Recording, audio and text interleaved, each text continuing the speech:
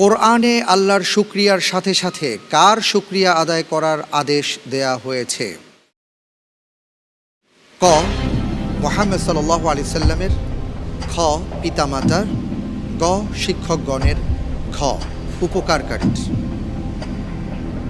যে আল্লাহ তাআলা সূরা বনী ইসরাঈলের 23 নম্বর আয়াতে বলেছেন যে ওয়াকাদা রাব্বুকা আল্লা তা'বুদু ইল্লা ইয়্যাহু ওয়া বিল ওয়ালিদাইনি ইহসানা।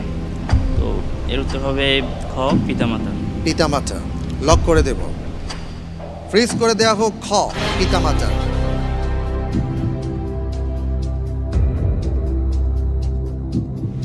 আপনি যে উত্তরটি দিয়েছেন আপনার উত্তরটি সঠিক উত্তর। অনেক অনেক ধন্যবাদ। আলহামদুলিল্লাহ। কোরআনে কারিমে বলা হয়েছে, আল্লাহ তাআলা বলেছেন আনিশকুরলি ওয়ালি ওয়ালিদাইক, আমার কৃতজ্ঞতা আদায় করো এবং তোমার পিতামাতার কৃতজ্ঞতা আদায় করো।